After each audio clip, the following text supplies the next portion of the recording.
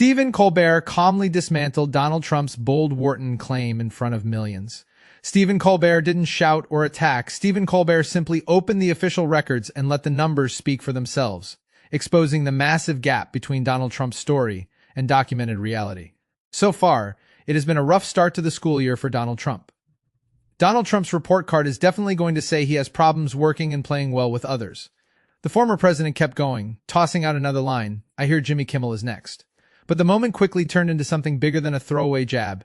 It became the kind of claim that spreads fast, the kind that grabs attention for all the wrong reasons. What followed wasn't just another rally highlight. It was a moment that online chatter turned into a full-on breakdown of the narrative itself. The setup felt familiar. At a packed rally in Ohio, standing under bright lights with the crowd fully behind him, Donald Trump leaned into a story about his past. Donald Trump pushed back against critics questioning Donald Trump's intelligence, raising Donald Trump's voice as Donald Trump made a bold claim. Donald Trump said he attended the Wharton School of Finance and didn't just graduate. Donald Trump insisted he finished at the very top. According to Donald Trump, he was number one, even suggesting professors look to Donald Trump for guidance. The crowd responded with cheers. Online, though, the reaction was far less enthusiastic. Miles away in New York, inside the Ed Sullivan Theater, Stephen Colbert wasn't brushing it off. Instead of reacting with a quick joke, Stephen Colbert approached it differently. When the late show began that night, something felt off in the best way. There was no playful entrance, no usual back and forth with the audience. Stephen Colbert walked straight to his desk, sat down, and placed a thick, worn book in front of him.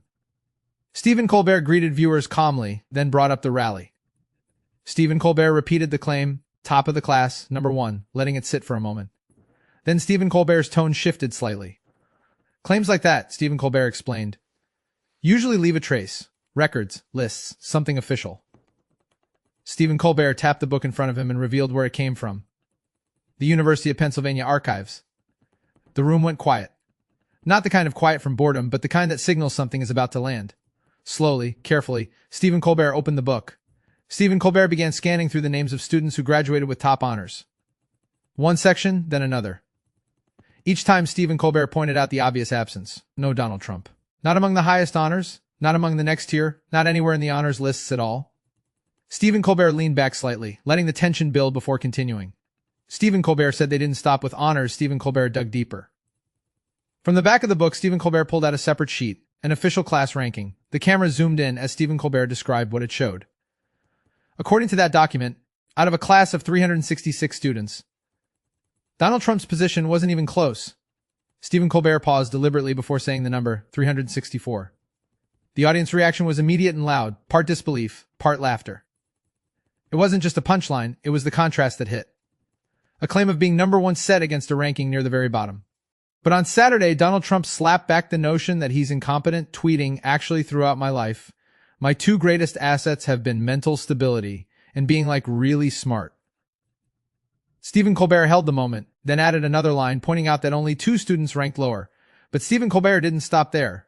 Adjusting his glasses, Stephen Colbert introduced a final detail, a note attributed to a professor. It described Donald Trump sitting in the front row, not out of eagerness to learn, but because Donald Trump believed the lighting there worked better for him. That detail pushed the audience into a full reaction, laughter mixed with applause. Stephen Colbert closed the book. Stephen Colbert looked directly into the camera and summed it up in his own way.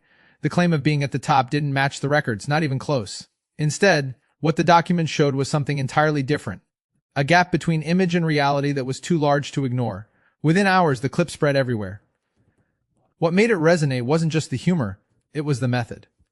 Instead of arguing, Stephen Colbert simply presented what he found. No shouting, no debate, just records read out loud. Stephen Colbert didn't just stop at the ranking. Stephen Colbert went further, showing side-by-side comparisons of Donald Trump's public boasts about Wharton with the actual archive documents. Stephen Colbert highlighted how Donald Trump had repeatedly claimed he was first in his class or top of the class over the years. Each time Stephen Colbert read one of Donald Trump's old quotes, the audience reacted with growing disbelief. The contrast was undeniable and uncomfortable for anyone who had believed the narrative Donald Trump had built for decades. Stephen Colbert kept his delivery measured and factual, never raising his voice. That calm approach made the revelations land even harder. The audience wasn't just laughing at a joke, they were watching a carefully constructed story meet cold, documented history. Stephen Colbert emphasized that this wasn't about personal attacks. It was about holding powerful claims up to the light of public records and letting people see the difference for themselves. In the end, the moment wasn't remembered for the rally line. It was remembered for what came after, the point where a bold claim from Donald Trump met documented history, and the audience got to see the difference for themselves. Stephen Colbert had turned a simple fact-check into compelling television that spread far beyond the studio. Stephen Colbert didn't need dramatic music or angry rhetoric. Stephen Colbert let the archives do the heavy lifting. The worn book, the official class ranking, the professor's note, each piece added another layer to the story. By the time Stephen Colbert finished, the gap between Donald Trump's repeated boasts and the actual records was impossible to ignore. The audience left that night with more than laughs. They left with questions about how often bold claims go unchecked. The clip spread rapidly online. Clips of Stephen Colbert turning pages and reading the rankings went viral within hours. People shared it not just for the humor, but because Stephen Colbert had done something rare in today's media landscape. He presented evidence calmly and let the facts speak. No shouting matches, no endless spin, just a straightforward presentation of what the University of Pennsylvania archives actually showed about Donald Trump's time at Wharton. Donald Trump's team quickly pushed back, calling the segment fake news and attacking Stephen Colbert personally, but the damage was already done. The visual of Stephen Colbert calmly showing the 364 ranking next to Donald Trump's #1 claim became a lasting image. It wasn't just about one school record. It became a symbol of the larger pattern, the difference between the story Donald Trump tells and the documented reality. Stephen Colbert ended the segment by looking straight into the camera. "Claims are easy," Stephen Colbert said quietly. "Records are harder to argue with." That simple line captured the entire evening. In a time when loud assertions often dominate the conversation, Stephen Colbert had shown the power of quiet, factual presentation. The audience, still buzzing as they left the theater, understood they had witnessed more than a late-night joke. They had seen a moment where a long-standing narrative met hard evidence, and the evidence didn't blink. The story didn't end when the credits rolled. Discussions continued online, in living rooms, and in newsrooms across the country. Stephen Colbert had managed to do what few others could: turn a potentially dry fact-check into compelling, memorable television that forced people to think twice about the claims they hear from powerful figures like Donald Trump. And in the process, Stephen Colbert reminded everyone watching that sometimes the most powerful response isn't louder volume.